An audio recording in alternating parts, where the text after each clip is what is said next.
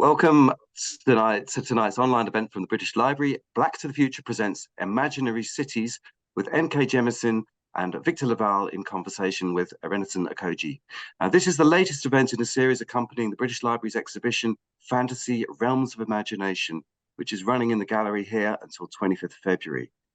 We've been delighted by the public response to this exhibition, which showcases a wonderful array of fantasy fiction, including works by tonight's speakers, originals such as the Beowulf and Alice manuscripts, handwritten drafts by Angela Carter and Ursula K. Le Guin, artworks, costumes, games, videos, and fan perspectives. And when planning the programme, we were delighted to be approached by our chair tonight, Irenosen Okojie, who was developing a new creative festival under the title Black to the Future, which is described as an Afrofuturist celebration of outstanding Black artists and a space for visionary imaginings to thrive. It was a wonderful moment of serendipity, and tonight's conversation is just one of a range of collaborations that emerged between the festival and the British Library's fantasy programme. Black to the Future and tonight's event are also collaborations with the Royal Society of Literature, which is a fantastic organisation which I urge you to find out more about. I would also like to express our sincerest thanks to our friends at the United States Embassy here in London, whose support has made this event with Nora and Victor and others in the series possible, and also our partners, the Eccles Centre for American Studies here at the British Library. And before I hand over to the speakers, I would like to remind you that you can put your questions to them by using the form below the video window. And we'll read out some of the best of these later on. You can also buy their books by using the tab at the top of the screen. And finally, a word of introduction to our chair, Irenosen Okojie, who is the author of award-winning novel Butterfly Fish and short story collections Speak Gigantula and Nudibranch, and the forthcoming novel Curandera. And apart from being the founder and director of Black to the Future, she is vice chair of the Royal Society of Literature and was awarded an MBE for services to literature in 2021. So it's over to Irenosen, and please enjoy the event. Thank you, John, for that lovely introduction. I'm delighted to be in conversation with two incredible authors whose works traverse the speculative genre, including fantasy, sci-fi, and horror, offering us rich insights into the human experience whilst moving between worlds and realms. I'd like to introduce them without further ado. N.K. Jemisin is the first author in the genre's history to win 3 consecutive Best Novel Hugo Awards for her Broken Earth trilogy. Her work has also won the Nebula and Locus Awards, and she's a 2020 MacArthur Fellow. She's been an instructor for Clarion and Clarion West writing workshops. Amongst other critical work, she was formerly the science fiction and fantasy book reviewer at the New York Times. Her speculative works range from fantasy to science fiction to the undefinable. Her themes include resistance to oppression, the inseverability of the liminal, and the coolness of stuff blowing up. Victor LaValle is the author of 7 works of fiction, 4 novels, 2 novellas, and a collection of short stories. His novels have been included in Best of the Year lists by the New York Times Book Review, Los Angeles Times, The Washington Post, Chicago Tribune, The Nation, and Publishers Weekly, amongst others. He has been the recipient of a Guggenheim Fellowship, an American Book Award, the Shirley Jackson Award, and the Key to Southeast Queens. He lives in the Bronx with his wife and kids and teaches at Columbia University. Welcome both. So thrilled to have you guys joining us to have this conversation. Let's jump straight in. NK, talk about your intentions behind your brilliant Great Cities series, where each borough of New York is represented as a human avatar. And it's about the soul of cities, essentially, but it's also full of big ideas, magic, mystery, and a commentary on present-day politics. So I wonder if you could talk about your vision for this hugely ambitious work and what your intentions were. Mostly I needed a palate cleanser after the heaviness and the darkness of writing the Broken Earth series. I wanted to write something fun and a little silly. So, you know, I'm a big fan of like Japanese giant robot shows. And and I had this vision in my head of New York as a giant robot fighting Cthulhu. And of course, I had to write that. And also, you know, kind of a lot of it derives from just me traveling. When I travel, a lot of times when I go to a city I've never been to before, I have a kind of quicker, instant sense of whether I would be happy in that city, whether that city is a good place for me, whether there's a good personality match between us, basically. And it feels to me like the city judges. Maybe that's just how my head works, but it feels to me like the city immediately sends a signal of, you know, yeah, okay, you could hack it here. We'd be okay with you being here. Or no, I don't like you, go away. And you know, I felt welcomed in London. I felt welcomed in a few cities so far, and felt strongly pushed out of other cities like Boston. Anyway, but anyway, so that was it. I just tried to make that a real thing. That's really interesting. We'll try not to shade Boston. I shade Boston all the time. They deserve it. We won't do it. We won't do it on air. But it's really interesting what you said about cities having a personality and that they judge. I mean, it really does feel like that. You know, certain cities you immediately form a connection with. You immediately feel at home or a sense of anticipation about what's possible, and other cities not so much. And that really is a combination, I think, of the space and the people as well, and the kind of sense of atmosphere. So it's really interesting to kind of interrogate what cities represent and how they can make you feel, especially as somebody who's creative. You know, we need that stimulation. We need stimulation from space and places and people, and cities are such rich fodder for that. So and when you were talking about, I think you said Japanese robot shows, I mean, so much of that is so wacky and completely makes sense given your work. So it's interesting you're drawing from all these different influences that really have resulted in this amalgamation that's absolutely fascinating and brilliant. Victor, I want to come to you next. Both the Changeling and the Ballad of Black Tom wonderfully blur the boundaries of genre, I think. In both, New York it's replete with ancient and modern day horrors, as well as the kind of disruptive technological elements. Did you have a sense of that, you know, when you were exploring the idea, that duality, or from the beginning, or did that develop as you worked on the book? Because it's really interesting whether or not a writer has the idea and it's fully formed, or that kind of develops as you continue to write and more comes to you. Well, in the case of the Changeling in particular, I knew I wanted it to be a fairy tale in New York, right?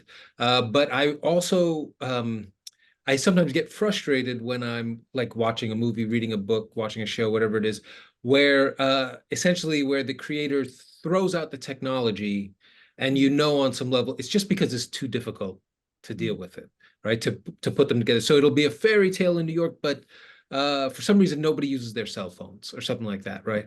And so I thought like maybe there's a way to lean into that and make use of that technology and make use of the juxtaposition of those two things that would actually be more interesting to take. Like, to my mind, a fairy tale, the idea of there being little people who snatch babies is easily as strange as the idea that every single one of us has a computer that could have launched a nuclear weapon 20 years ago. You know, they're both really bizarre, really fantastical. And I just thought, like, if I put them together, then I also get the fun of, using that technology in a way where people kind of just feel the joy and the surprise of like, oh, I didn't think you could find a way to make that part of the fairy tale of it all. But I felt excited by that idea. Like, people can call each other, certainly, and we won't have them drop the calls, but there'll be some other problem that makes things go wrong, you know? So for me, right from the beginning, I knew I wanted to blend the two. I didn't necessarily know from the start how they would blend, but I thought there was something, you know, taking the trope and adding in that other thing made it feel like this will make the book also feel more particular, you know, more specific. Yeah, absolutely. And in a way, kind of creating a new space almost, because, like you said, those two ideas, the idea of the fable and then the technological, you don't necessarily put them together. When I think of fables, I think of old world fairy tales, Right. perhaps new takes on them, refreshing takes on them, but not in terms of technology. So it's really interesting that you're blending the two and finding a way to, like, how do you do that? I'm interested in how you actually do that. How do you have the confidence? You have the idea, but how do you actually have the confidence to mix those two things? Because they're very, very different things, and it may not necessarily work on the page sometimes. So I'm really Right. intrigued by how you were able to do that so convincingly. Oh, well, I mean, let me say, what you see is the final book. So you get to There see, have been several drafts. yes, multiple drafts where, in particular, I have an editor who will say, I don't believe this at all. We have a long relationship. So he really will tell me straight out, like, I don't buy it. This ain't working, whatever it is. So, one of the joys, but also one of the pitfalls of like being a writer who reads other writers, there's that mistake. I often used to make that mistake of thinking that finished book is like what it always was. Mm, They always knew how to make these things happen. And the joy of becoming a writer is saying, oh, of course not. Of course, it took 15 drafts and right. 10 different paths, and then finally stumbling into the moment where the tech works with the fairy tale, and my editor says, that's it now. And I go, okay. And then in that same draft, the next version, the next way I try to blend the two fails miserably. And then Mm. that's the next draft, right? And that's the writing process. That's so hugely encouraging. I'm sure for lots of our audience listening, hearing Victor LaValle say that. A writer friend of mine once said, you've got to be in it to get to the gold. You've got to keep going through those drafts to get to that spot and that place where everything kind of blends together and works. So yeah, it's really wonderful to hear you say that. I want to talk now a little bit about what makes a city interesting to you both, and how you expand on these ideas. We touched on it briefly. So for me, spaces that really spark the imagination, a sense of belonging, a place where you can also reinvent yourself, for me, I think is important, because we all have different versions of ourselves at different periods in our lives. And also places where subcultures form. I'm really interested in that. So I'll come to you first, Nora. What makes a city interesting to you, and how do you go about exploring that in your work? For me, it's a combination of the physicality of the city. I've found that I'm fascinated by older cities, or cities where there's a solid blend of the old and the new. I was recently in an American city, I won't name which one, but you could just kind of tell that a lot of it had just grown up very recently. Everything was strip malls, and it just didn't have any depth to it. And then many years ago, I went on a vacation to Sciacca in Italy, and it's 1,000-year-old city, and you could feel it. You could just feel the weight of all those years on the stones, on the people, and the culture. So that combo of old and new, the subcultures like you're describing. A big one for me is unique aspects of culture that city will develop. So like this is not unique to New York. But a thing that typically happens in New York is that whenever there is a citywide problem, like a blackout or something like that, New Yorkers, you'll just find people standing in the street directing traffic. You'll just find people going on their bikes to pick up food for elders and shut-ins in their buildings. Going up the steps because the elevators aren't working. This is just a New York thing where that's not at all unique to New York. Many cities do that. That's human nature, and it's a beautiful thing. But people think that New York is such an unpleasant, unfriendly city. And I've found that it is possibly the most friendly city I've ever been in.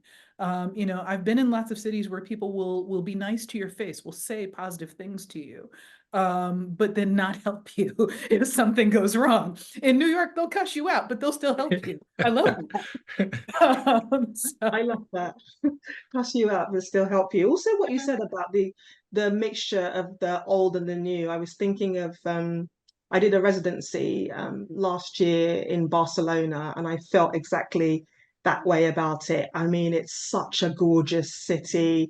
The architecture is amazing. That mix of the old and new, it's so lively. Even the Primark building is beautiful there. I was like, even shopping buildings are gorgeous there, and just oh, it was just so wonderful. So I completely understand what you're saying about that combination. Victor, how about for you? What makes a city interesting? What are the things that stand out to you and sort of help spark your imagination when you're writing about cities or trying to expand the ideas around what place can feel like, what setting can feel like? Well, I mean, one, I'm biased because I grew up in New York City. I grew up in a city, and so there's a part of me that thinks of it not as foreign territory or unnatural territory or anything like that, right? And I think one thing that's in my mind sometimes when writing, I've written about really only in the end two cities, New York and Oakland, and it's because I've lived in both, you know. And one of the things that I'm always thinking about, drawn to, is the idea that cities are not part of the natural world, right? Like there's a bias, this idea that like a more rural space is the natural world, but that cities are somehow divorced from the natural world. And I really push back, kick back against that idea, because the world is the world as far as I'm concerned, right? And all of the world is in some way plugged into nature, into the larger sort of ecosystem of the world. And I love, in particular, in my writing about New York, trying to find the ways that I can talk about those attachments, talk about the lost islands or the secret islands in the East River. Talk about like the largest forest in all of New York City is in Queens. It's Forest Park, and talk about these, write about rather these ways that the natural world sort of pops up and does change and build the human beings who live there. It's just that what you also get to have is, speaking about New York, but certainly any major city will have this anywhere in the world, you have all these other worlds essentially brought to you, right? You have all these other cultures bring their worlds to you. And I grew up in Queens, which is incredibly diverse. And one of the joys of living there was block to block, I could, in theory, I could travel the planet. At least it felt that way as a kid. And I really felt like I was immersed. And even like in my building where I grew up, apartment to apartment, I was growing up. I had my apartment, but then I visit my friend who's Korean. I visit his Korean family. Then I visit my Persian friend. Then I visit my Colombian friend, and then on and on and on. And that's just one building, you know. And so I find myself often almost trying to make a case for the idea that, for lack of better terms, like you people in the country, you don't have a monopoly on nature and on knowing nature and being affected by nature. Maybe I have a little chip on my shoulder about it, is what it sounds like. But it's the truth. But it's true. It's true. Yeah, it's true. I like that you have a chip on your shoulder about we're nature too. Yeah, we explore nature too here in the city, and that you find ways to bring that into your work. On that topic of finding ways to do that, how do you subvert expectations of what settings can look and feel like? Victor, you touched on it. I like that you mentioned, bringing the natural world in and sort of hidden things that people may not necessarily be aware of, hidden natural aspects. Because I think sometimes there are expectations of what Black writers can write about, and we are often expected to write urban settings, but not the way you guys do it. You guys have completely taken that to a whole nother stratosphere, which is amazing and incredibly inspiring. So I wondered if you could talk about that. I mean, are you actively aware of trying to be subversive in terms of doing things like that, or is it something that just kind of comes naturally? I wouldn't say comes naturally. I would say for me, like just a writing rule in general that I believe in is that nothing in real life is cliched, right? No human being, no place, no thing. That cliche is a way to sort of flatten a person or a place or a thing, right? And that anything that is well observed suddenly becomes particular, right? Like so the I'm sorry. I said, what a beautiful way to phrase that. Thank you. Oh, I Speak appreciate that. You know, real- the thing I think of is like speaking of living in other cities, years ago, 12 years ago now, my wife and I got a fellowship and we got to move to Amsterdam for 5 months. And we lived in Amsterdam for 5 months. I love the city very much, and have been back once or twice, and it's such a beautiful place. But one of the things that was a marvel to me was so you know you're walking along the canals, and there are these just glorious townhouses, like right along the water. Beautiful, I'm sure, multi-million-dollar homes or whatever they are. And one of the things that I started to notice was as we were walking around at night, the families who owned them, they would be eating dinner, but they would have these 10, 12, 20-foot windows. The curtains would be open so people could see inside while they're eating their dinner and all this, right? And while they're having parties and all this. And my wife and I, we were so, as Americans maybe, or whatever, we were like, why do they do that or whatever? And we had a Dutch friend, I want to specify that so that it was a Dutch person who told me this, right? Who said, oh, they want you to see how well they're doing, but don't go and don't knock on that door and ask to share a meal. Please don't do that. And it was interesting to me as a cultural like suggestion, feeling like to Nora's point, the American version or maybe the New York version of that is don't look inside my apartment, but if you really need something, of course I'll give it to you. Right. And so in that way, I suddenly, when our Dutch friend explained that to us as almost like a general custom of the folks who lived along there, I suddenly started to notice when we were out in the evenings, every other house along the canals, those windows were open, the people were eating, and it's suddenly, I realized like, oh, I'm supposed to look. I'm supposed to appreciate. And then there was also a way it says like, and I'm supposed to not knock. Right? You're not welcome in, but you can look in. And that was beautiful and specific. And suddenly I felt like I understood at least this particular segment of the Dutch in an all new way that that my cliched version would not have been able to understand if I didn't get someone to explain, Right. Yeah. What a beautiful cultural exchange in a way to be able to observe that and also get it. Yes, somebody had to tell me. Because if you didn't, you might make the mistake and think, Yeah, they want me to come in and approach. That's right. This looks like a fun party. Can I come? No. Why are you going in? We do not know you. Yes. Just watch. Fascinating. I see something similar in New York sometimes. Like, the brownstones right around Washington Square Park, for example.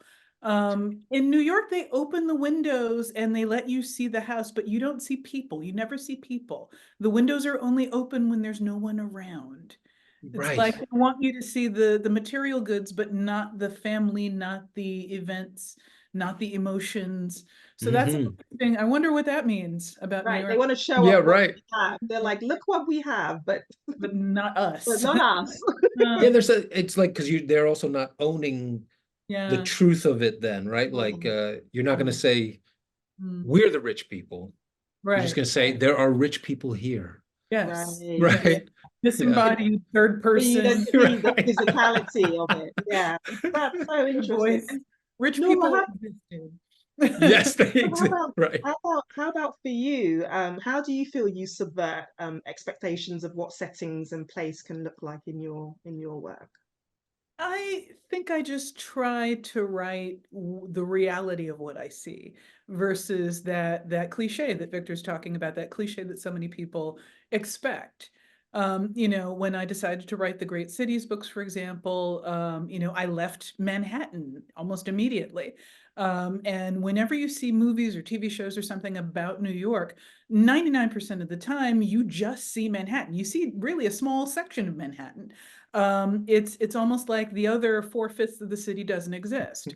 And you know, I wanted to show that Queens diversity, which is even greater than the rest of, you know, Brooklyn's not like that. Brooklyn, it's you know, neighborhoods are diverse. You know, kind of you see that diversity from block to block, not within the same building. That's more of a Queens thing. I wanted to show that when I depicted Queens. I wanted to show the reality that I have seen, the New York that I have known and loved.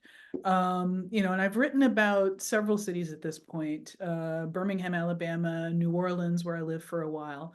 And that's the thing that I always try to do, is get away from the tourist areas, get away from whatever you know that your audience has been bludgeoned with. You know, New York in particular, the audience has been bludgeoned with Manhattan. Very few people have seen Staten Island. A lot of people don't even know Staten Island exists. People in New York don't know Staten Island. Staten Island almost feels Terrible mythical to me sometimes. Sorry? Staten Island almost feels mythical to me sometimes when I see it on film, hear about it in books. I'm like, oh my God, yeah, this exists. It exists. It's real. If not for Wu-Tang, a lot of people still, if not for Wu-Tang, there's still tons of people who wouldn't know. Exactly. I mean, even I had to deal with a lot of that myself, because I hadn't been to Staten Island in years, and I live in New York. So, you know, it was important for me to show the reality of what I was in. Even though I'm writing fantasy, I try not to get the people or the realness wrong. If you're going to riff on reality with fantasy, it helps if your reality is solid, is you know, has that feel or that certain something that makes you understand that it is the actuality of what you're seeing. And that makes the fantasy go down easier, I think. Right. So you're talking about anchoring it, essentially, you know, Yes. anchoring it so that the reality is there, so people recognize it, which makes the strangeness all the more effective I and think impactful when you write about those elements. That's essentially what you're saying, right?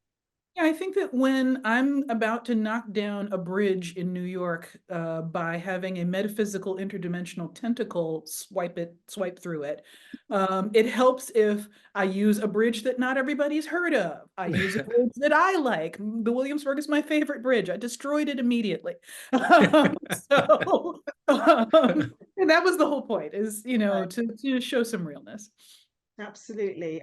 Laura, in your Broken Earth trilogy, there's both the sense of wonder and dread in this kind of vast alternate universe. It explores a series of endings, an Earth shattered, family torn apart. It's so intricate and beautifully realized. Talk us through the process of building this, because it is hugely ambitious. What were some of your references? And what challenges did you face? You know, I had spent years reading fantasy and wondering why I did not see more original fantasy worlds. Why so many of the fantasy worlds that I had seen were riffs on medieval Europe, endlessly, medieval Japan, you know, just stuff that we had seen before with the serial numbers rubbed off and a dragon stuck in it. And that was always boring to me.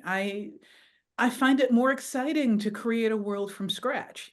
I don't think that it's easy, but I think that it is a thing that makes the fantasy richer to me, because the world building is part of how you create your magic, your you know, your culture and those kinds of things.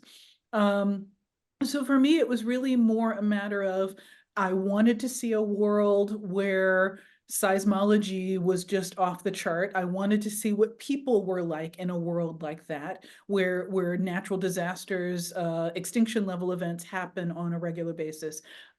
I wanted to see it, so it needed to be created. And I didn't find that particularly difficult to do, because for me, that's just enjoyable. Now, you know, actually making a story to go in that world is the hard part. The world building for me is always fun. So yeah, it was just a combination of my own disparate interests in geophysics and sociology and things like that, coming together and just sort of forming into what I needed. Amazing. Yeah, thank you so much for that. Victor, Lone Women spans historical California and Montana. The American West historically is normally presented as a very white aesthetic. I'm really fascinated by your centering of a Black female protagonist in this setting, which makes the story to me feel fantastical, galvanizing, radical. How did you go about reimagining that setting in a way that I think feels really authentic? Well, thank you for that. I mean, I think the funny part is, so I did an event at a reading at the University of Montana, and went into their bookstore. Oftentimes if I do an event and I'm in a place that I think I might not come back to, I'll try to buy a book of local history so I can at least kind of understand the place I was, even if I didn't have, like to Nora's point about like a city sort of telling you who they are. If I'm not there long enough to even get that feeling, it feels like, okay, let me understand a little history about the place. And so I went to the local history bookshelf, and I found a book called Montana Women Homesteaders, A Field of One's Own. And I was fascinated by just the title alone. I was interested. And then I started to read it, and I saw that it was specifically about lone women homesteaders, women who went alone to Montana. They didn't come with a husband. They didn't come with a brother. They didn't come with anyone to co-sign them. And at that time, the United States government was so desperate to have that land homesteaded, largely because they had taken it away from all the indigenous population, and they wanted people there to basically be able to say like, no, no, no, look, new people are there now, right? As part of our history. And so as a result, they relaxed the rules in ways that were surprising to me for the time. 1900 to 1920s is what we're talking about. So the first thing was I was surprised that women could come alone and claim land. And as a small side note, in Canada, which is usually credited as being the much more liberal country, they could not do it by themselves. So that was like one for us. In the long history of us falling short with rights, we got one. We were ahead of it on one. But then the other thing, yes, that's it. And then the thing that was even more fascinating to me was that when I started to see that there were Black women homesteaders there. And then as I read and I saw that, and also Latinas could come, Latin folks from like coming up from Mexico specifically, were the folks who could also come and claim land, but Chinese people could not, and indigenous people could not. And all of this stuff was much more complex, much more culturally diverse, to use the term, than I had any understanding of at the time. And I thought maybe it was just me. Like I said, I'm just a kid raised in New York. Maybe all these folks in Montana knew all about these lone women of multiple cultures and races. But then when I spoke to the folks who I'd met who were from Montana, they had never heard of them either. And that was when I thought like, oh, this is a book I could write. And so one of the joys I took in writing the book, or one of the rules I had for myself was, there's one element in the story that is literally impossible, that is fantastical. But my rule for myself was every single other thing in this book has to be a fact. If somebody said to me, this couldn't have happened, or these people weren't there, or these people, this event couldn't have happened, I would be able to take them to the newspapers of the period and say, look right here, here it is, here it is. So everything in that book is real, except for, the one unreal thing. And I took some pride in that, because I did feel like exactly what you're saying. To many people, it would almost feel like, I imagined the like, oh, he's bringing all his woke 21st century nonsense to the past. He's trying to change the past, when the whole point was a concerted and specific effort was made to erase the true diversity of the past, and is always the case, right? That Hollywood, television, books, movies, they hired people to play act like they were the people who lived there, and they decided who they looked like. And that's a 50 to 100-year effort to erase the real truth, to the point where when I write a story that is the real truth, people will say, oh, you have to be making that up because that couldn't exist because I saw those movies. Right. You know, and so it was such a joy. It's been such a joy to me when people say like, I wish this could have been true, and I'm like, it's the truth. Lucky you. What a joyous thing to present this hidden history. Yes, It's like the idea around cowboys, that there were more black cowboys than people knew. I mean, that blew my mind when I discovered that. for sure. It's a similar thing. So yeah, it's amazing to hear about this diversity, and also like what was possible. You know, that these women, these black women, had access and could be able to do that. One for the US against Canada, definitely. Uh, We'll take it. We'll take our wins where we can get them. absolutely Let's see take it. there are. What a brilliant, what a joyful thing to be able to bring that history to the fore, you know, through such a lively and beautiful work.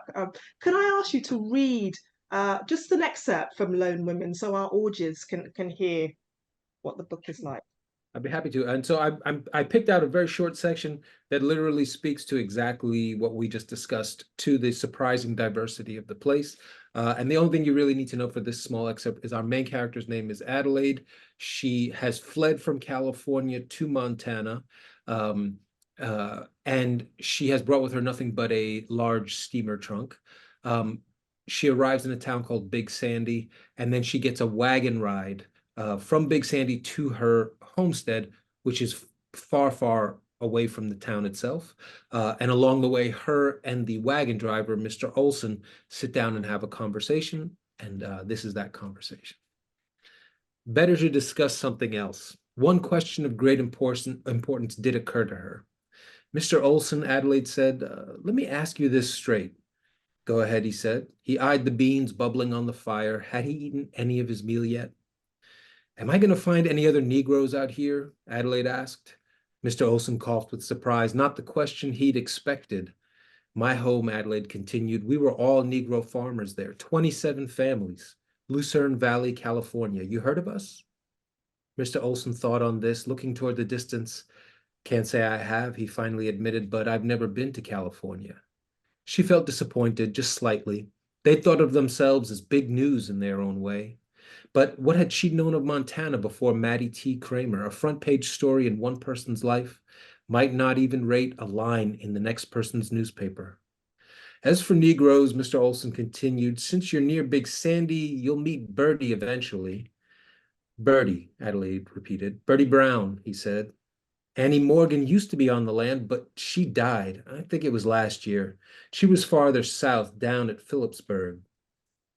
Adelaide patted her thighs. 2 Negroes, and one of them is dead. Mr. Olson laughed at this. I guess you're right. He watched her a moment. You worried about it? She sat quietly watching Mr. Olson's face. She knew that to reveal one's fears is to make oneself vulnerable. Finally, he spoke when she didn't. It's really the Chinese who get the horns out this way, Miss Henry. A lot of people don't like them. And the red man has few friends. I see, she said quietly. I'm not helping your peace of mind, am I? I wouldn't say so. He spooned more beans out of the can for her, and she ate them from her cup. They were protected from the direct winds by the wall of the old hotel, but they would have to leave the shelter eventually. Adelaide let the beans sit on her tongue, then swallowed them right away. When would she have beans again? She couldn't be sure. She meant to savor these. When people need one another, they find ways to be good, Mr. Olson told her. I wish I could say better of the human animal, but I can't. He reached to his side and revealed a tin of dried peaches. This land is trying to kill every single one of us, let me tell you. And we keep each other alive. Your neighbors might not all welcome you, but I promise you they will help you if you need it, because they will need you to help them eventually. For better or worse, that's the best I can give you. Lovely. Thank you so much for that lively, dynamic reading. You can just see that play out on the screen. It's so, like, that's deliberate with you, right? It's so filmic already. It's just, Well, I mean, made for the screen. from your lips to some studio's ears. Hey, absolutely. It's going to happen. Fantastic. Thank you so much, Victor. And Nora, a reading from you? Sure. I'm going to be reading from The World We Make, which is the second book in the Great Cities. The segment that I'm going to be reading is a very brief interlude in which we meet the personification of the city of London. London is returning to herself, returning to the city of London after a brief drive-by visit to New York, in order to kind of check on one of the characters who happens to be a Londoner who's just a student living in New York at the moment. So interruption, London. She reappears on her favorite bridge over the Thames, the Wobbly Bridge, also known as the Millennium Bridge. It doesn't wobble anymore, but that doesn't stop people from continuing to make fun of it affectionately, because that's what Londoners are like. A moment later, there is a flux and a flex, and New York appears beside her. He leans back on the railing, glances around at the few people crossing the span. It's full night here, not many about except folks stumbling home after drinks or late work, and then eyes her. Kind of rude rolling up in somebody's house without even saying hi. Oh, that! London grins, delighted. Amazing that this slight, soft-spoken young fellow is a huge old city, but then others often say the same of her. I wasn't really there for you, but I suppose it was hypocritical of me, especially when the other elders are complaining about your rudeness as a city. I apologize. Satisfied with whatever you came to see? Oh, yes. I wanted to look at whatever you and your boroughs have been dealing with. Your roommate was a convenient bellwether. Bellwether. Anyhow, nasty floating city you've got there. Right? Like a damn boil on my ass. Or a malignant tumor, given the way it's drawing such problematic people to you. She could sense the enemy's influence on that Connell fellow, like the oily sheen left on water by a contaminant. No wiggly tendril to guide him within New York city limits, but then clearly none were needed. Rely as citizens choose themselves. Anyhow, welcome. London gestures expansively at herself. I'd offer you tea, but I don't like tea anyway. She restrains a reflexive gasp, but, well, he is American. He falls silent for a while, absorbing the sounds and smells and glittering lights. Then he eyes her for a moment before speaking again. They tell me you crazy. Now, we're meant to use better language than that. Try mentally ill. Although I'll admit my personal favorite is fucked in the head. He snickers. She grins. And I suppose I am, though better than I was. Hard to shake a reputation once you've picked it up. He grunts in an agreeing sort of way. So how'd you eat them, your burrows? Oh, right, that.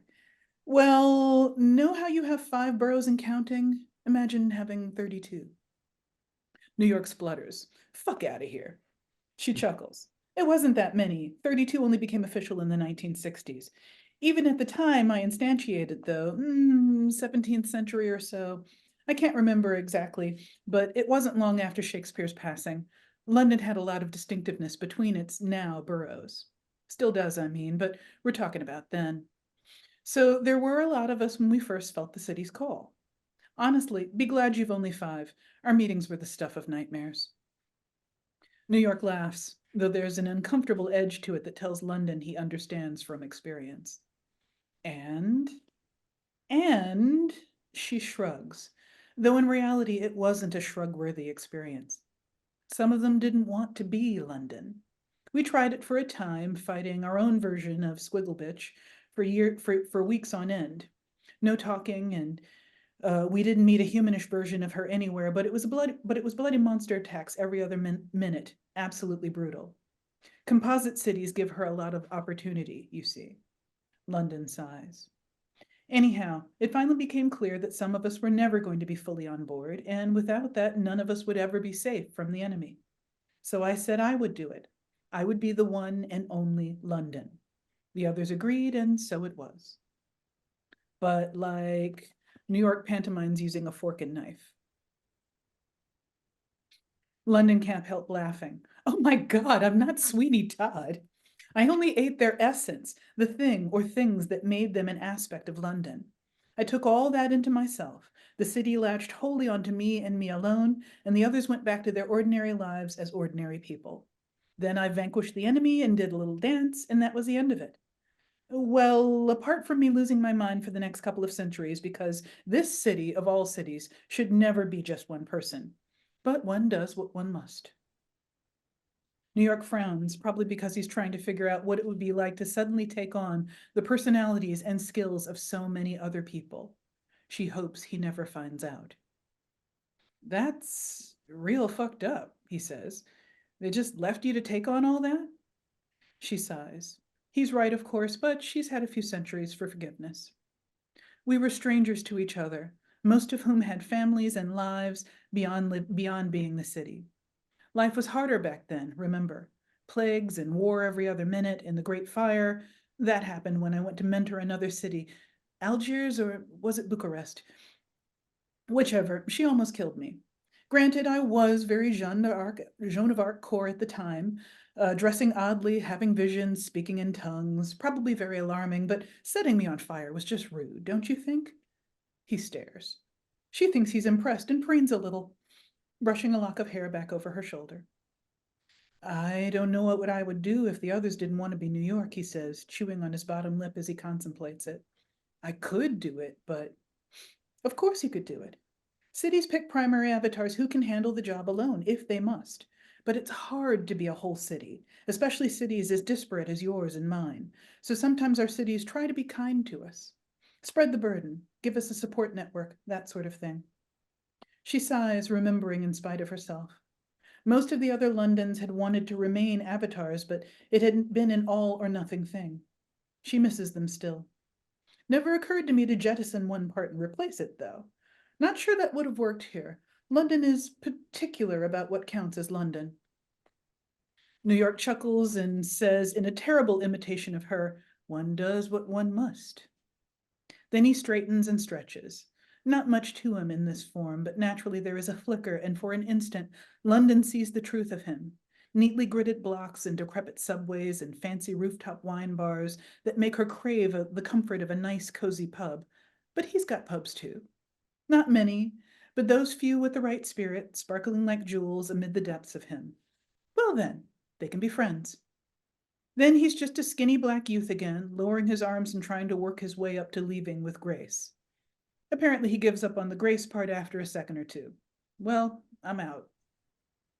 All right then. By the way, I'm going to tell the others to call a summit. It's unconscionable that they've let this situation continue unchecked. And if any of the elders give you any more trouble about it, you just let me know and I'll kill them and steal their stuff. The fuck? Well, I was the seat of the British Empire. She reaches over and pats his cheek fondly, and he blinks. Now, I'm joking, dear. We don't do that anymore. With that, London heads off. The street market is probably still going, so she'll see if she can grab a kebab there. Then she's going to do an old-fashioned pub crawl because it's been too long. Talking to baby cities always puts her in a nostalgic mood. Behind her, New York stares for a moment longer, shakes his head, and then vanishes back home. Wow, brilliant, brilliant. That was both an ode to cities, London and New York, and the embodiments of those cities. Yeah, so complex, so complex, but seamless as well. Just absolutely brilliant. I want to segue now and ask you about labels and genre, how you both feel about that. Do you worry about genre? Are you, conscious about the expectations of labels? Do you think fantasy opens up the space for marginalized voices in ways that feel exciting and liberating? Because we have quite a few thriving voices, the likes of Tommy Adeyemi, who wrote Children of Blood and Bone, a British author here called Tade Thompson, who's doing really interesting things, Nendi Okorafor, who I'm sure you both know, River Solomon, all bringing something different. And I think it's really needed and it's really encouraging. So I wondered how you both felt. Victor, you want to start? Yeah, sure. I would say for me, so my writing path, my first two books were realism, really like personal stories about growing up in Queens and then family history in my first novel, that kind of thing. But in a strange way, what I found was this literary realism on some level, I found was not capable, for me, did not feel capable of actually talking about all of life as I saw it. I felt like it was too limiting in a way. And also, if I'm honest, it was also just too depressing. Like I was specifically focusing on the depressing stuff because I also felt like in that when I was a newer writer, I thought the way that you prove you are a serious writer is you write about grim, terrible things all the time, right? Because that's what serious literature is. And by two books in, I've really hated writing. And also, if I'm being totally honest and crass, and it also wasn't making me rich or famous. So what was the point? Was really my feeling. Like it's not in any way nourishing me, right? And so for me, I had to sort of sit down with myself after that second book and say, well, what would make you happy to write? What would make you really feel good about writing? And instantly I knew the answer was if I could put monsters in my work. Nothing would make me happier. And as a kid who had grown up on horror and what fantasy and what might be called speculative fiction now, I kind of perked up in all these ways at the thought. And I realized, number one, that would make me happy. And what was missing for me from writing was joy. And this can be such a grinding sort of life to choose, right? Or art to choose or whatever, that why wouldn't I at least try to find a way to enjoy the grind a little bit, you know? So for me, that shift was an exciting leap. And the only question that came up, like I said, I've had the same editor for a very long time for all my books except my first one. And he had taken me on when I was this literary realist writer. And he had some trepidation about like, you're switching to this now, this book about a secret society of Black folks who are fighting a spiritual war in Oakland, California. What? You know, was kind of his take on that. And he was a little nervous about it, but he could tell I was much happier writing it. And more importantly, maybe, or what also made him feel relieved was a lot more people read it than the previous ones, right? A lot more people embraced it. And what I think we both got to see was there were so many more readers who I think could both see the serious intent and the serious ideas that were in there, but also could enjoy the ride of it all, right? Like could enjoy the joy of the journey and to Nora's point earlier, the invention, the power of invention, the power of coming up with if not entire worlds, like touches of changes in the world that created moments of fantasy and surprise and horror and all the rest. And so for me, that was kind of my journey into becoming the writer I am now, which on some level I feel like was me finding the writer I was when I was 12. Like that kid when I was 12, I was writing rip-off Stephen King and Clive Barker stories. And nothing made me happier. And I kind of left that and learned some really useful things, but I had to come back to that and find that kid who just loved stories and loved reading and say, I got some stuff. I think you might like it, you know?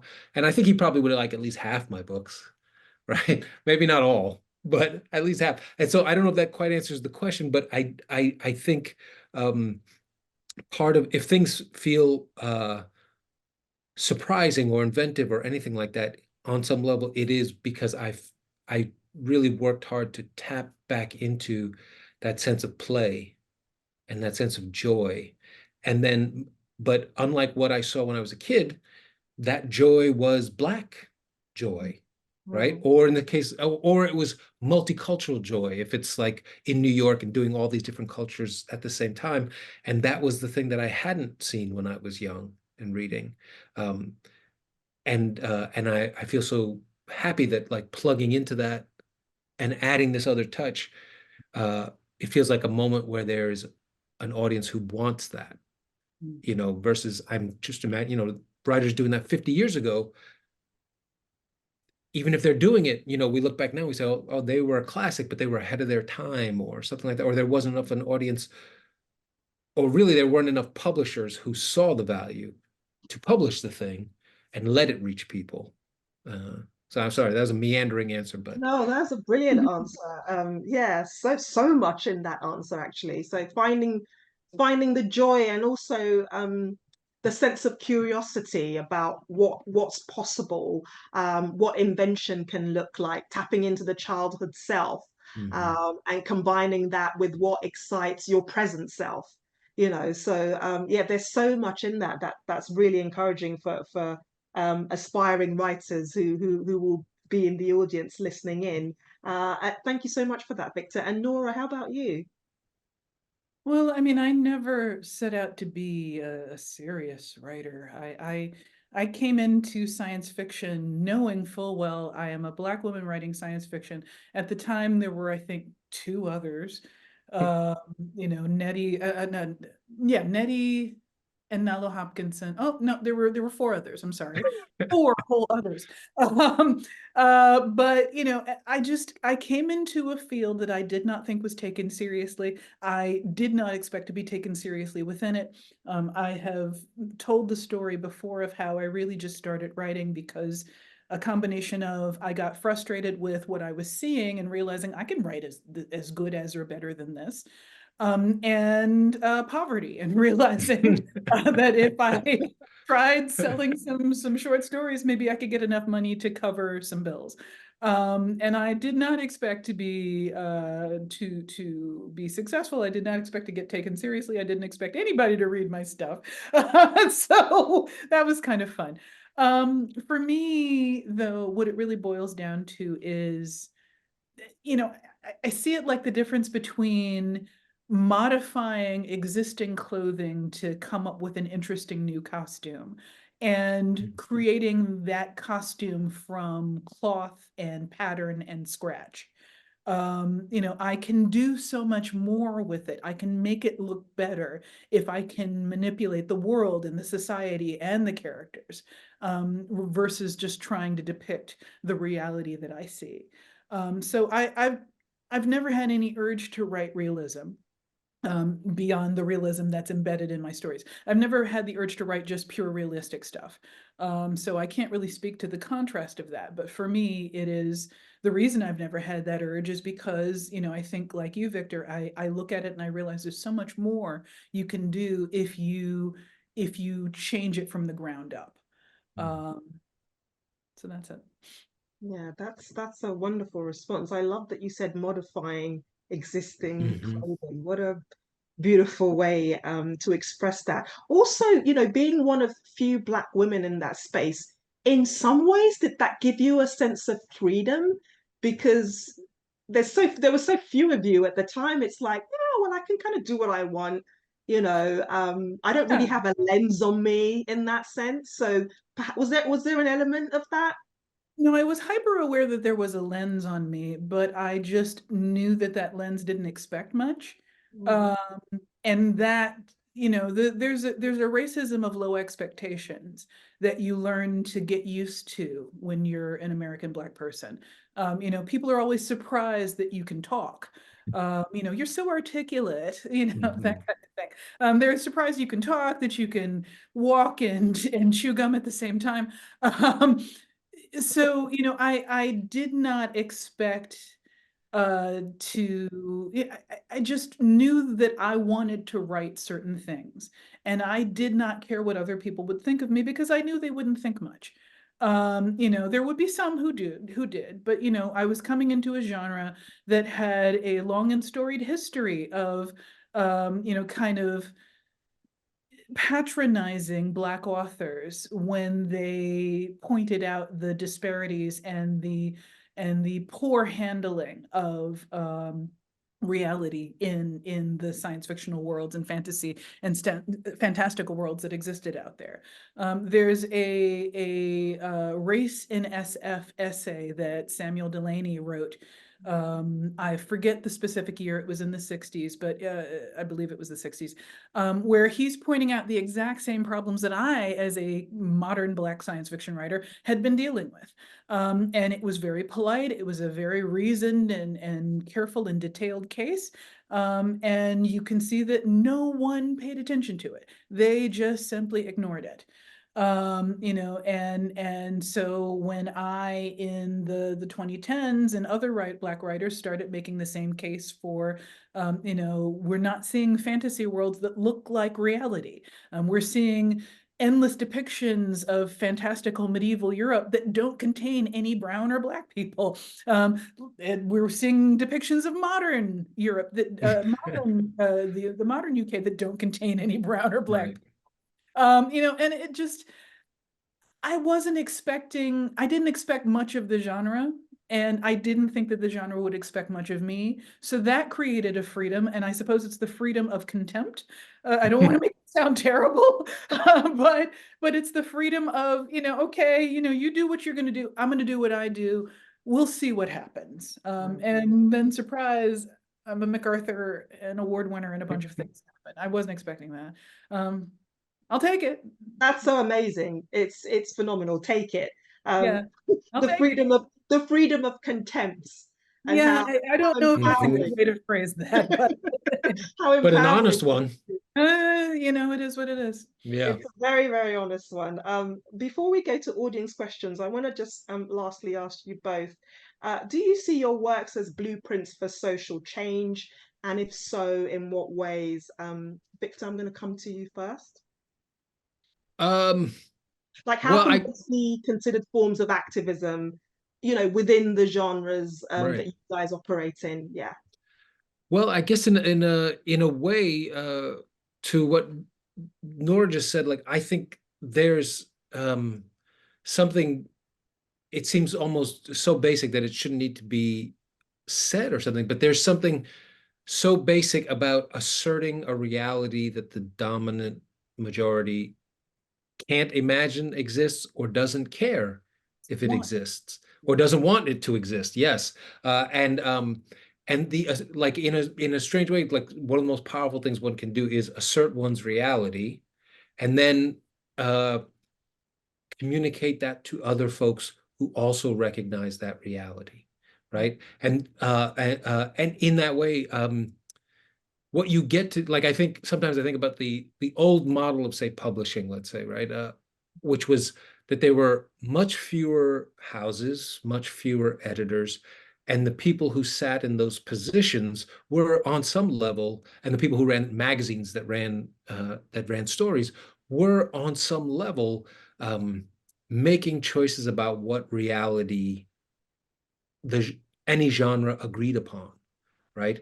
And that reality would skew almost without fail to the bias of the person sitting in that chair, right? And the beauty on some level of at least this moment, I don't want to say the modern age because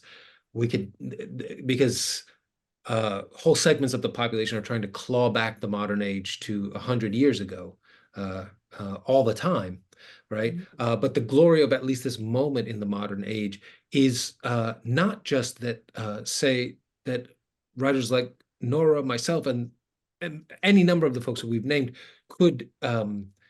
could exist and write our stories. But I think the even more powerful thing is to see them gain purchase in the larger cultural conversation so that they can't be erased, and so that people come after and be like, well, I can do my own world building. I can create my own 10 book world building series, and I know I can do it because I read the Broken Earth trilogy. Like, so that it becomes not just one explosive, powerful work, but that it builds, like, I'm so excited on some level to see the generations after who get to say, like, oh, no, what you all did, that was great. But now there's 40 of us, 60 of us, 80 of us. And we not only create the work, we have jobs as editors. We run our own small presses.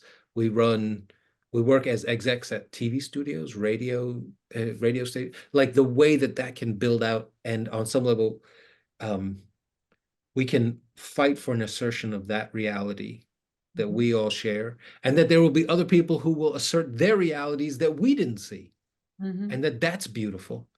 So, I mean, in that sense, I feel like it's a blueprint for what can come.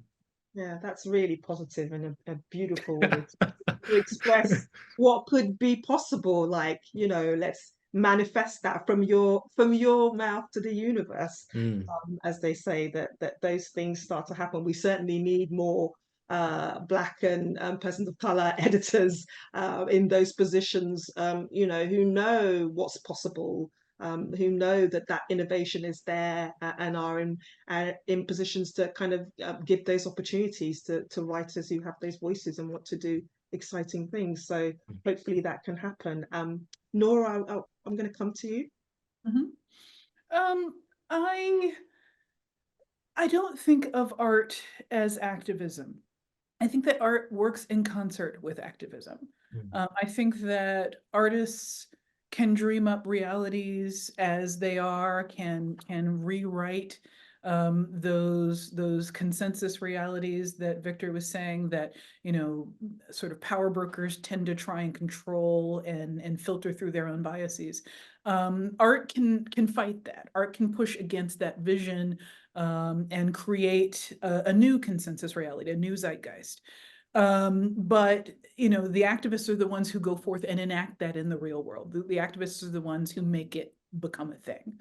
And I think that I have learned from activists, and I would hope that activists have, you know, I've been told by some activists that they've gained something from just seeing possibilities that exist in art. And I think that, you know, that is how it's supposed to work.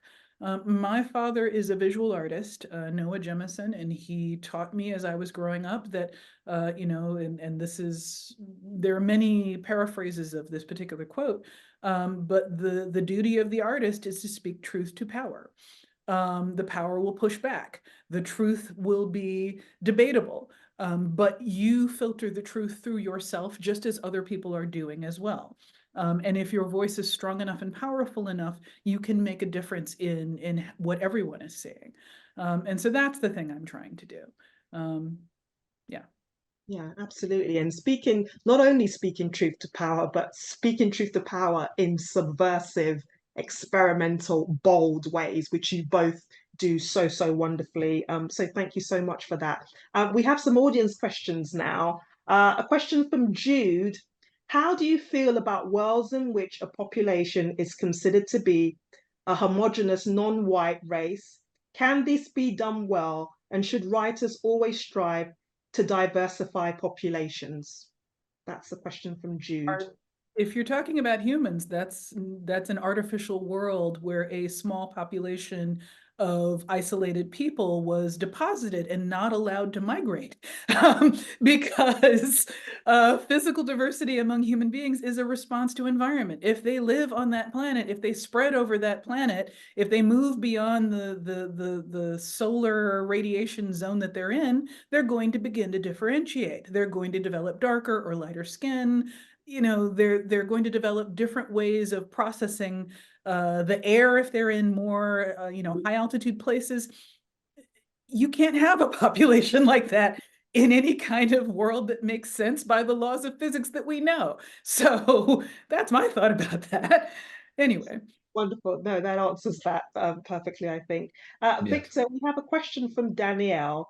When creating new worlds and new cities, how do you create that sense of depth and unique culture that you do so well with stories set in cities in the real world?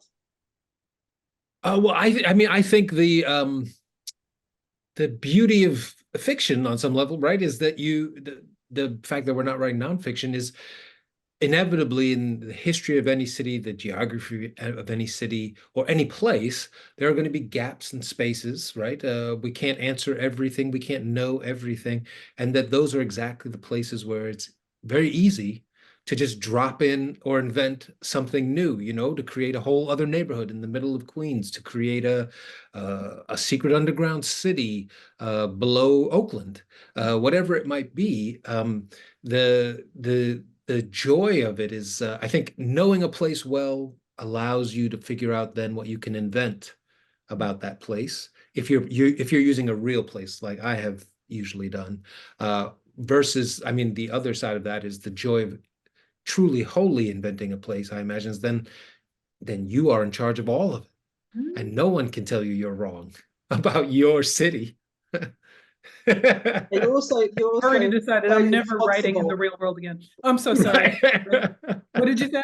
I was saying, you also, all the weight falls on you as well. You are solely responsible For for the sure. depiction of that city too, you know. Yeah, because as we know, sometimes readers and people can be sensitive to things. Say, oh, were you describing my city? I'm not sure that that was completely accurate. You know, Yes. I'm not sure. There's always one, isn't there? Actually, you know, never ever writing in the real world again. I tell you, I think there's a funny story about Oakland. Like, so a previous novel, the one I mentioned where I like finally added monsters, this novel Big Machine, takes place in Oakland, California. But I knew I was gonna have, and it was my love letter to there, having lived there for a few years. But I knew I was gonna have uh, the antagonist of the story essentially like recruits more destitute people and essentially has them start blowing themselves up around the city and blowing up parts of the city, right? Blowing up the East Bay Bridge and on and on and on. So I was a little worried about like, well, I don't know how that's going to sit for people, me really naming these real places. So I changed the name of the city to Garland, California. It says near Oakland, but it's Garland. And then I changed the names of the Bay Bridge and the this and this. But then the funny thing was the book came out and I did a reading in Oakland, and a couple of people came up and they said, it's obvious that it was Oakland, right? And I said, yeah. And then they said, why didn't you blow up Oakland? I want to see Oakland get blown up. I'm from Oakland. And it was such a funny moment where I was like, oh, I should have done it. You should have blown it was smart to change it. It was smart to change it because, you know, either way there might be some criticism. I mean, either way, but I felt like these were like real Oakland people, and they were like, "Blow up the Bay Bridge. Let's just say it." They were down for that. That is actually brilliant and hilarious. Nora, I have a question from Rebecca. I'm a master's student doing English literature fantasy at the University of Glasgow. I'm doing a presentation on the Killing Moon of the Dream Blood duology in a few weeks. I have a question to ask Nora. Would you like to say anything to anyone being introduced to your work for the first time? Anything that you would like them to keep in mind when reading your work? Specific to the Dream Blood, I wonder? I want people to not expect anything when they come into my work. You know, I hope that I will always provide plausible created worlds and plausible people to inhabit them. But I don't want to be known for any specific, like a thing that I do all the time. You know, and I think that's one of the reasons why my various series have ranged so widely in sort of in terms of topic. I get bored with the same topic. I want to do something new and strange every time. And I want readers who come to my work to start reading and be like, what the hell has she come up with this time? What the hell is she doing this time? Should I stick with her, or, you know, is this a good idea? If people have that question, I'm happy.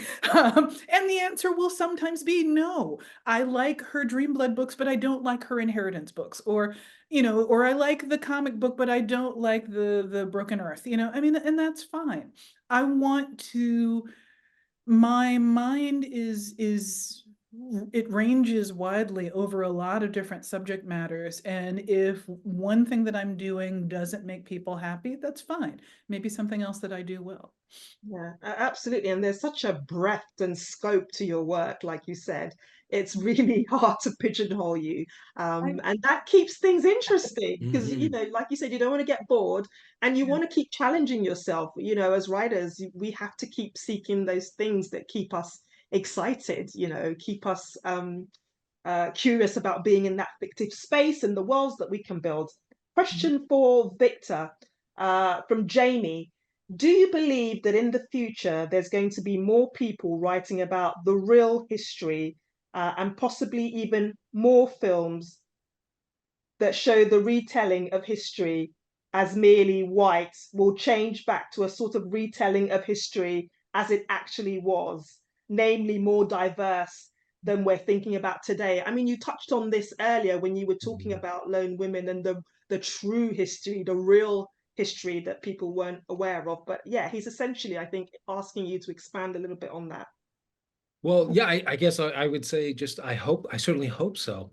Right? Like I I can never get enough of just that you know, speaking of this, just yesterday I think I was listening to the NPR podcast. I feel so terrible because I can't remember the woman's name and her book, but it was a Black woman who had written a novel, written a nonfiction account of a particular asylum in the States it was in the South. I wish I could even remember where exactly it was, that began in the early 1900s. And it had, there was essentially like a black side of the asylum, a white side of the asylum. And part of the book was talking about the sort of miscarriage of justice of things, and the ways that essentially specifically the Black folks who were forcibly put into the asylum were then used, much like with prison labor, to be free labor for local business, right? But she got into the specifics of a handful of people, like why they were committed. And one of the stories that really stayed with me was a Black British man who came to the States to work as a jockey. And for whatever reason, the job ended or he lost the job and he ended up living in that city on the streets. And he was arrested and put in the asylum for years because he had a British accent. And they said, there's no way this is real. Oh, good He grief. must be mentally ill. What? And the only reason he was discovered and then finally freed was this asylum eventually, at some point, hired a Black woman as one of its staff. And she was going through basically like, who are all the people? Why are they here? And then she met this dude, and this dude had been in there for years saying, I am a British man. I have not lost my mind because I'm talking this way. And so to me, like, I was already like, all right, I want that show. I want that book. I want to read her nonfiction book. And I feel terrible. I can't remember the title of it. But that sense of like a history is so, it seems silly to say it, but it's so rich and so complicated. Going back to the idea of cliches, that there are so many tales to be told about the complexity of this world, right? In every meaning of that term, right? Whatever complexity, like even down to like within a single family, right? And everybody's a brunette, but there's this one kid who's a redhead, and but we never talk about why, and the neighbor across the street is a redheaded family. You go, No. what can we do? But I love the idea of all of that being explored from the most personal level, but the way that, going back to that idea of like advocacy, that like just telling the truth about how complex the world is, I think is a form of advocacy and a form of is a political act. Absolutely. And like you said, there are so many stories to tell. Like even reality can sometimes be stranger than fiction, just telling For sure. the truth, bringing things, stories to the forefront. Thank you, Victor. There's a question from Maisha. Nora, I'll ask you this. I wonder if you could speak to the role of fantasy in helping to urge and or achieve, okay, we just touched on this, social change, given the US is facing re-electing Trump again. So there's a political aspect to this. It seems like Americans in particular and the world in general are determined to stay in its vicious, violently hateful cycles, a very gothic existence. How can fantasy help us get to a different tomorrow? Well, I mean, I think it all goes back to rewriting reality. Like I said, what's happening in the US right now is probably the biggest concoction of fantasy that I've ever seen. A lot of these folks are trying to literally rewrite the moment that we're living in. The sky is blue and they're insisting that it's polka dot. And people believe them. And the media is reprinting this. Republicans say sky is polka dot. Instead of sky is not polka dot. Republicans are hot. This is what we all need to be saying. But we are living in this concoction of reality right now that is not being questioned enough, that is not being pushed back on, I think, enough. And the energy behind it is powerful forces with a lot of money are doing their absolute best to impose their hallucination on all of us. And I think that the role of the fantasy writer right now is to show that this is a hallucination by depicting other hallucinations, just as cockily. And, okay, you think the sky is polka dot? How about I put a big eye in it? Whatever, I think that there's two things that you have to do. One is, like I said, when I'm writing, I try to make sure that I get the realism, where there is realism, I try to get it right. I get the people as accurate as I can. I use my own experiences as a former career counselor, and just sort of going into what people's real ways of interacting with each other are like. I read real history. I try to catch those same little stories that Victor is finding that people have carefully elided and carefully tried to write out of existence. You bring those stories back. You push the reality in the places where people want fantasy, and then you give them a different fantasy. So I don't know that I'm making a great deal of sense, but in a world where everyone is just making up hogwash, make up better hogwash. and then you season it with a heavy component of reality. Right. And you mix reality and fantasy, essentially. The fantastical. They are ridiculous. Doing it too. Exactly. They're doing it too. You might as well at least be a better entertainer in the process. That's right. Absolutely. And didn't Octavia Butler foresee a Trumpian president in Parable of the Sower? I mean, she was like a soothsayer, like a lot of this stuff, climate change, Trump, that was predicted in that, that book. So it's really interesting that these things are coming to pass.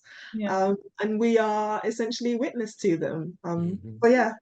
It's fascinating. Last question from an amazing writer we have in the UK called Leonie Ross. I'll ask you this question, Victor. Leonie says, does a creator of worlds have to be a sensualist? Is that where it begins, in smell and sound and color and texture? Or is the care of world building something else for you? Oh, that's such a Leonie question. Oh my goodness. Yeah, she's brilliant.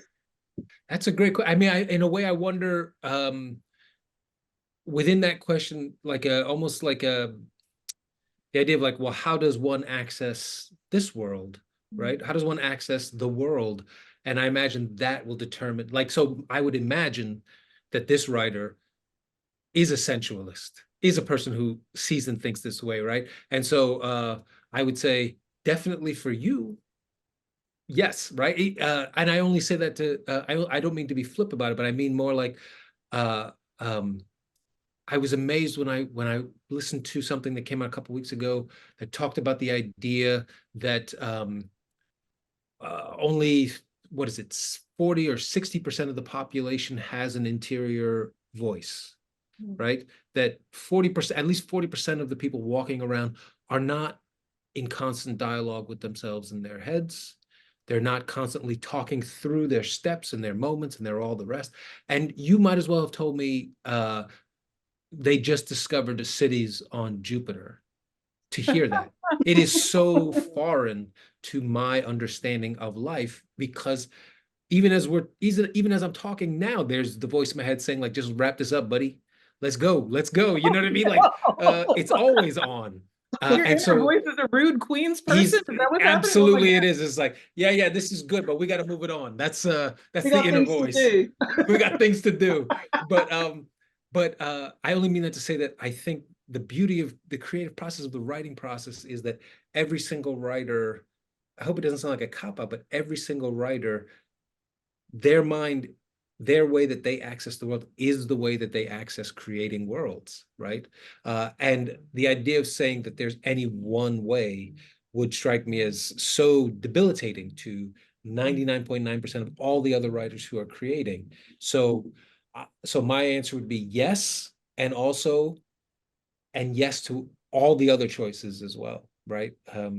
And for me personally, like I think the way I access almost everything is through the physical. Like I always have to know what is the body that is moving through the world, and that is going to determine how they understand the world. Are they a bigger person and they have to think about the world in that way? Are they a person who has to worry about threats? Or are they a person who moves through the world without fear of threats? Are they a person who can walk through almost any neighborhood and in essence be unseen, meaning be left alone? Or are they someone who has to always be thinking, what's the tenor of this neighborhood? What's the tenor of this block? Can I walk around safely? And that in that way, like I start to build out my worlds through the bodies of the people moving through them, because on some level, that is how I think. That's how I access the world all the time. So I feel like that's a non-answer answer. No, it's a great answer. But essentially, yes to sensual writing, if that's how you tap into the writing space, but also yes to the multiplicities Yes. of what writing can be for different people, and work in ways that speak to you. You know, it's essentially a space of play, isn't it? I think that's what you're saying, and it's good to kind of lean into that, whatever that feels like for you as a writer. Do you, as they Do say. you? Yeah, Do you? absolutely. Do you? I'm afraid we've come to the end of our time. I could talk to you guys for an extra 2 hours. There's so much to say and mine and explore. But thank you so much for being incredibly generous with your time. It's been a very, very robust and enriching conversation from two of our most vital writers. I feel we've been very privileged to have you join us for Black to the Future Festival. Huge thanks to our audience for joining us, and to our partners, the Royal Society of Literature and the British Library, for supporting us during this festival and for this event specifically. Yeah, thank you everyone, and take care. Join us for some more Black to the Future events coming up.